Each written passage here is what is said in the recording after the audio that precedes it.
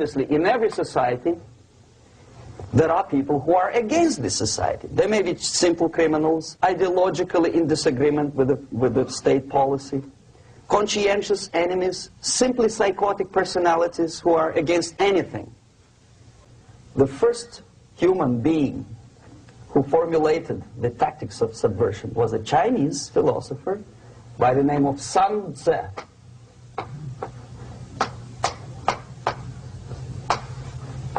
2500 years BC. He was an advisor for several imperial courts in ancient China. And he said, after long meditation, that to implement state policy in a warlike manner, it's the most counterproductive, barbaric, and inefficient to fight on a battlefield. You know that war is continuation of state policy, right? So if you want successfully to implement your state policy and you start fighting, this is the most idiotic way to do it. The highest art of warfare is not to fight at all, but to subvert anything of value in the country of your enemy, until such time that the perception of reality of your enemy is screwed up to such an extent that he does not perceive you as an enemy, and that your system, your civilization, and your ambitions look to your enemy as an alternative, if not desirable, then at least feasible. That's the ultimate purpose, the final stage of subversion, after which you can simply take your enemy without a single shot being fired. 1, 2, 3, 4, 5, 6. Okay? These are the areas of application of subversion. What it means exactly. In case of religion, destroy it, ridicule it, replace it with various sects, cults, which bring people's attention, faith, whether it is naive, primitive, doesn't really matter. As long as the basically accepted religious dogma is being slowly eroded and taken away from the supreme purpose of religion, to keep people in touch with the supreme being, that serves the purpose.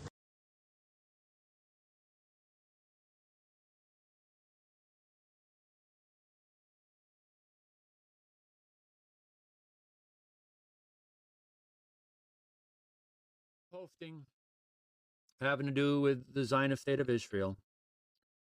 And this is all for the consumption and consideration of Christian Zionists and dispensationalists.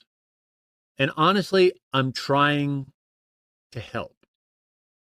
I'm not trying to attack anyone. I'm trying to help God's people break free from the era of Christian Zionism. Last time we talked about the socialist and Marxist origins of the Zionist state of Israel. It has a radical, revolutionary foundation to its whole culture. From the very outset of the forming of the nation of the Zionist state of Israel, back in 1948, and even before that, it was being fed from mainly agnostic and atheistic Marxists. And as part of the worldview, they're not going to come out and admit that, but that's just the way that it is. You can read it in their own literature. Go listen to the last posting. And kind of this, what I'm doing today, kind of flows from that thought. Because we're going to talk about pornography as a tool of revolution and the intended debasement of society. Now, I'm talking about all this because the Christian Zionists, the dispensationalists, do they understand what they're supporting? They're all want to get behind Benjamin Netanyahu because he's doing God's work. He's not doing God's work. I want to put a little context to this. Now, if you start off with the Old Testament law, right, we have the commandments. one of which, very famously, thou shalt not commit adultery. Adultery is sin in the eyes of God. God has rules relating to how we use our bodies sexually. And when one is married, they are not to have sexual relations with other people other than their spouse. That's it. And then you have the sin of fornication. This is premarital sex. Sexual relations before marriage is sin. Do people even know that anymore? According to God. And so stemming right from the law, we have thou shalt not commit adultery. So that is to say, we must keep our bodies pure from sexual defilement, which encompasses both fornication and adultery. But that's not an easy thing. It really is a temptation. I think the temptation, in one sense, is even greater for men than it is for women. Because men are, how should I say this? They have an external design. And it's connected to the eyeball. And so men have reactions, okay? And that's just the way that it is. Now, women can also struggle with lust themselves. And maybe sometimes they do it because they just want to, they know how powerful the use of their body can be to the eyes of men. And they want a husband, they want a good-looking husband, a husband that can provide them a good living with lots of money, and they'll do whatever they got to do. And in a sense, that's not a temptation that comes purely from lust. There's other motives involved. But for men, the simple fact of seeing is thinking. And thinking can get you into trouble. Just telling you the way it is. Is this news to anybody? So there's a very real struggle. I think it's very profound with men. It's real in women, but I think it's even more profound in men, just at the basic level, without other motives. Just the singular level of that sexual drive is very strong in men. And so men can be easily tripped up. 1 Thessalonians chapter 4. I'm going to read verses 3 through 5. For this is the will of God, even your sanctification, that ye should abstain from fornication. Do young people know what fornication is anymore? That's premarital sexual relations. Adultery is extramarital sexual relations. Fornication is premarital illicit sexual conduct. Abstain from fornication, from this immoral sexual indulgence that God forbids. Abstain from it. That every one of you should know, now he says, for this is the will of God, even your sanctification, that ye should abstain from fornication, that every one of you should know how to possess his vessel in sanctification and honor. Now, there's two ways to look at that word vessel. There's actually three ways. It could be referring to the man's wife, right? The scripture speaks about the woman being the weaker vessel. We see the word vessel used for wife because she is an instrument of his blessing. She is a vessel of his blessing. And to possess his vessel in sanctification and honor. In other words, you're married, you be faithful to your wife. And you watch your eye, right? Or the vessel can be taken as the man's body, because he didn't really so much directly address adultery here. He mentioned more generically fornication. So I would judge it, and I'm not going to go into a study on which way to go. It really comes out ultimately meaning the same basic thing anyway. And it's not my goal here. But every one of you should know how to possess his vessel, his body. Every part of his body. He should know how to possess his vessel in sanctification and honor, not in the lust of concupiscence, even as the Gentiles, which know not God. Don't be like them. Now, when he talks about the lust of concupiscence, Concupiscence is kind of like sexual passion, the lust of sexual passion. So he's saying, do not commit fornication. Don't be taken in by sexual passions and involve yourself with sin. It will war, you practicing these things, it will war against your soul. It's a danger, it's a very, very imminent danger to all men. In Galatians chapter 5. Galatians 5 and verse 16. This I say then, walk in the Spirit, and ye shall not fulfill the lusts of the flesh. Let me ask you a question. Do Christians always walk in the Spirit? Do they ever get out of step with the Spirit? Of course we do. Danger, danger, danger.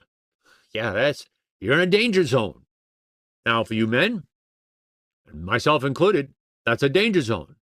They have a particular struggle, and women ought to do their best to try to help them have victory. Not that we're pathetic and it's their responsibility, but you know what? Just out of compassion. Just like you don't want to put obstacles in other people's way. Paul talks about that, right? Well, I say all that because it's a very, very real problem. And Jesus said in Matthew chapter 5 that if you look after a woman lustfully in your own heart, you've already committed adultery.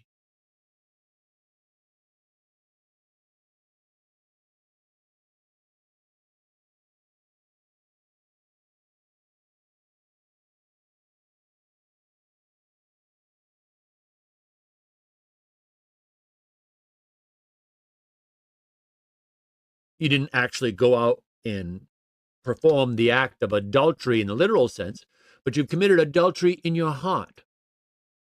That's Matthew 5, 27 and 28. Go read it. And you think to yourself, well, that being the case, what man hasn't committed adultery? What man have never looked at a woman lustfully? I mean, I think you can look at a beautiful woman and you can admire like, wow, she's very pretty. That you didn't necessarily look at her lustfully, but you linger just a little bit too long and let the imagination run for a few minutes or a few seconds. You might find yourself in trouble. So it's a very real danger of this particular temptation. So I don't judge men because they've fallen into this sin. To use the parameters that Jesus gave, all men have fallen into the sin. But that doesn't mean, oh, okay, so I'm good. No. We don't want this. We don't want to have it. We want to keep it 5,000 miles away from us. We're looking to serve the Lord. But there's a struggle out there. There is a battle that men will have to go through, and women too. I'm speaking more from what I know about men, okay?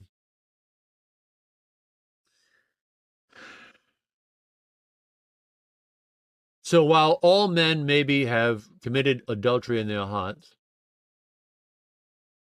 and this is a universal struggle with all men, I understand, again, I judge them not, but the Lord is judge.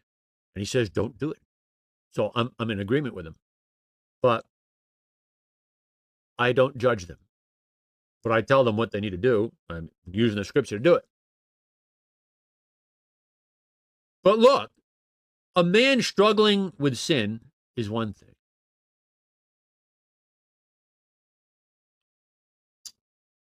Making yourself a mogul in the industry of coercing men into this sin is totally different.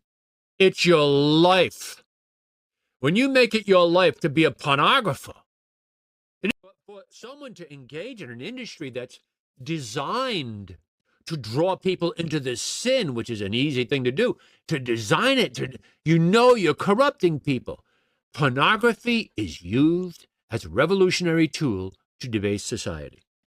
Now, I say all that, and I think we all can agree.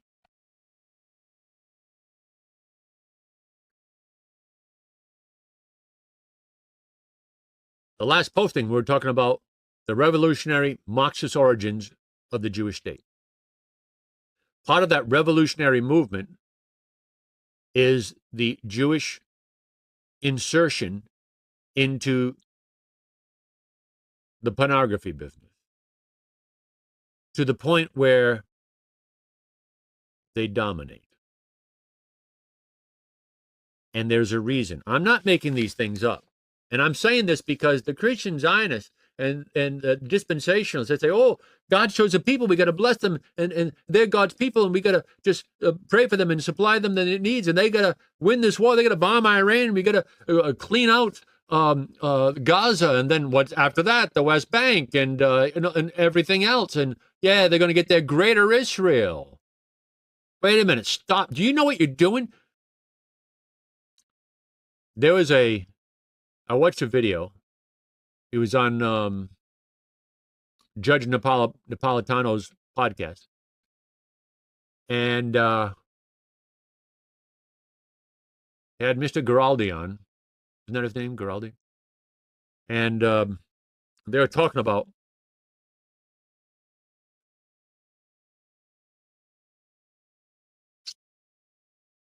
well, I don't want to get into that now. I'm going to take up too much time. Look at, yeah, I've already taken too much time. Suffice it to say, well, they were just to make I can make this quick. Palestinian children that had like arms blown off, legs blown off, their eye missing, and they can't get proper medical care where they are. Anywhere in the Middle East, it's too technical, too hard. So there's a charitable organization in America. We bring them over here. We'll pay for them to have their bodies healed so they don't die or end up horribly maimed more than they need to be. Not a government thing. And they get over here, and our illustrious leaders say, get out, you can't do it. For little children. Charity. Oh, they could be terrorists. They're going to grow up to be terrorists here, and they're going to blow us up. Really? This is what we're doing? This is what Mr. Huckabee backs up? Because he was talking to two rabbis, and he made the statement that, oh, well, anti-Semitism is just hatred and warring against God. Anti-Semitism is going against God. If you're not for the Jewish people, then you're going against God. You're a hater of God. If you're not in favor of Israel, killing and maiming a whole class of people because they want them out of the land that they've lived in for so long, well, they've been pushed aside, They're moved out of Palestine, shoved up into Gaza, but now even in these temporary quarters, just annihilate them. Yeah, we got to do that because I'll bless him that bless thee. Right? Yeah, okay. Well, this is the Jewish Quarterly, right? Jewish Quarterly from September 18th, 2011. It's entitled Triple Ethnics. Triple Ethnics. Nathan Abrams on Jews in the American porn industry. That's the subtitle. Triple Ethnics, Nathan Abrams on Jews in the American porn industry. This is an article by Nathan Abrams in the Jewish Quarterly from the winter of 2004. It was reprinted in 2011. The opening paragraph reads this way. A story little told is that of Jews in Hollywood's seedier cousin, the adult film industry. Perhaps we'd prefer to pretend that the triple ethnics didn't exist. But there's no getting away from the fact that secular Jews have played and still continue to play a disproportionate role throughout the adult film industry in America. Jewish involvement in pornography has a long history in the United States, as Jews have helped to transform a fringe subculture into what has become a primary constituent in Americana. These are the true blue Jews. Then he entitles the next section, Smut Peddlers. I mean, the author is a Jewish fellow, writing in the Jewish Quarterly. Jewish activity in the porn industry divides into two sometimes overlapping groups, pornographers and performers. Though Jews make up only 2% of the American population, they have been prominent in pornography. Many erotica dealers in the book trade between 1890 and 1940 were immigrant Jews of Jewish origin. 1890 to 1940? Wow. Skipping things. In the post-war era, America's most notorious pornographer was Reuben Sturman, the Walt Disney of porn, quote-unquote. According to the U.S. Department of Justice, throughout the 1970s, Sturman controlled most of the pornography circulating in the country. Skipping things. By the end of the 1960s, Sturman ranked at the top of the adult magazine distributors, and by the mid-70s, he owned over 200 adult bookstores. It was said that Sturman did not simply control the adult entertainment industry, he was the industry. The contemporary incarnation of Sturman is 43-year-old Jewish Clevelander Stephen Hirsch, who has been described as the Donald Trump of porno. Skipping some things. Today, Hirsch runs the Vivid Entertainment Group, which has been called the Microsoft of the porn world, the top producer of adult films in the U.S. And then he goes on to talk about some of the porn actors. And the most famous of them all through the 70s and 80s was Ron Jeremy, a Jewish fella. I'm not going to read about that. You don't want to hear it. Then Adam Glassler, he goes on and talks about how famous these men were, how big they were in that scene. Oh, I didn't want to read it. And then he has a section later on, In Search of a Book. Jews became involved in the porn industry for much of the same reasons that their co-religionists became involved in Hollywood. They were attracted to an industry primarily because it admitted them. And he goes on to say other things.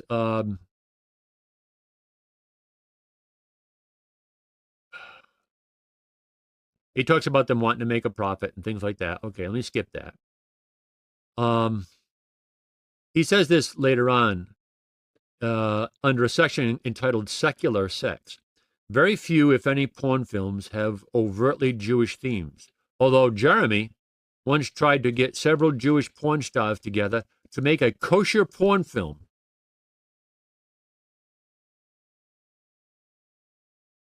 Okay, let me skip. I got to get to the root here.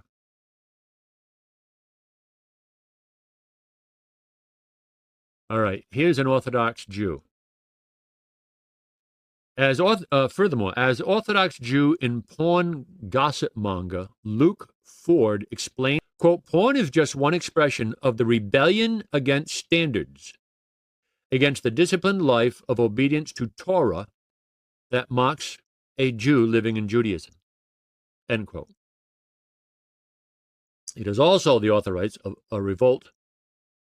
I think this is part of his quote. Well, the punctuation's leaving me a question.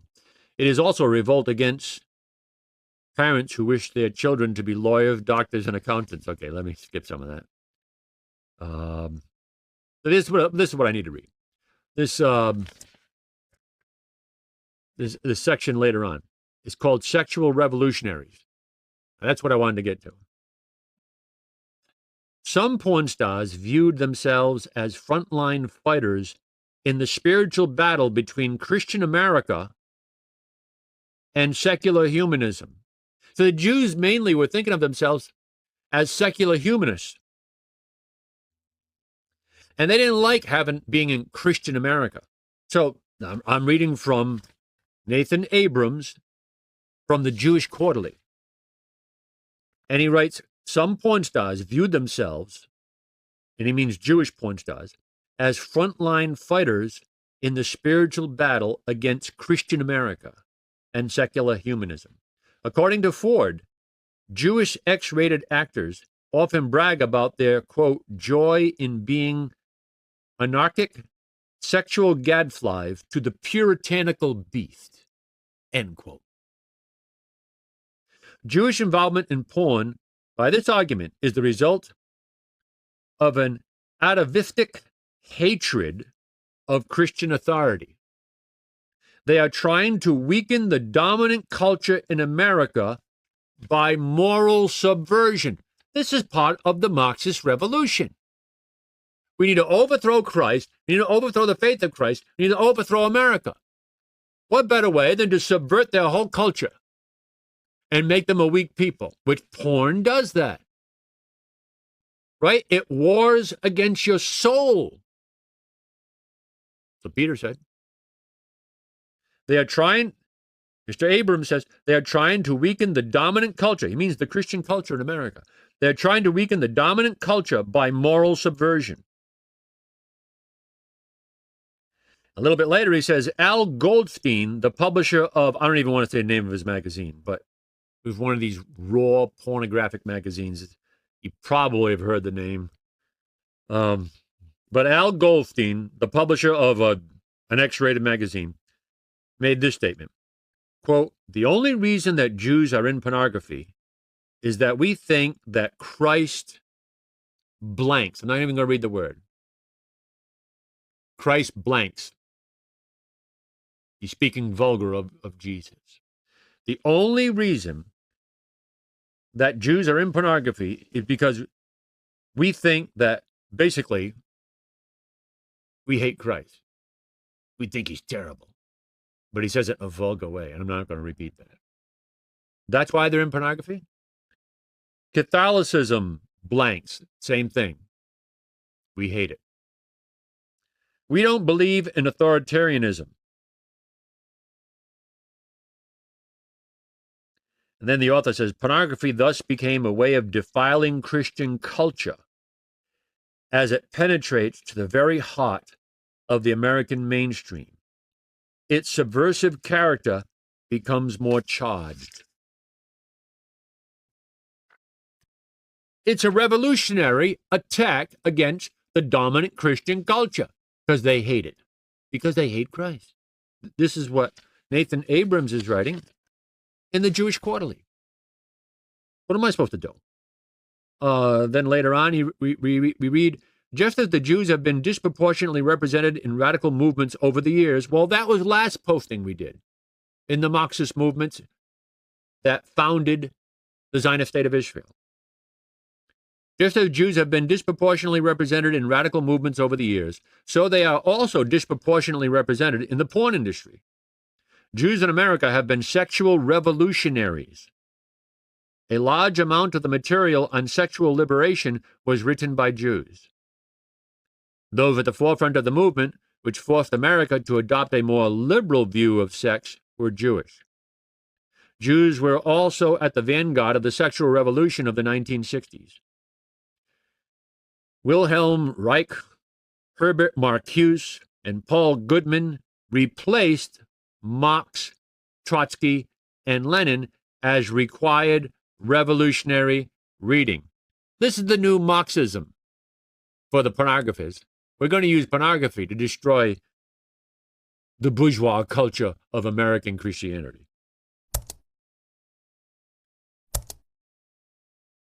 He said it's an intellectual marriage of Freud and Marx. That sounds about right. Freud read sex into everything, right? Everybody wants to have sexual relations with their mother. Sick. Sigmund Freud was a sick person. Yeah, well, it's the wedding of Freud and Marx. Pornography as a Marxist revolutionary tool to overthrow the culture of Christian America. Says Nathan Abrams in the Jewish Quarterly in the winter of 2004, originally published. No, that was the original article. It was republished in September 18th, 2011. Jewish Quarterly. Wow.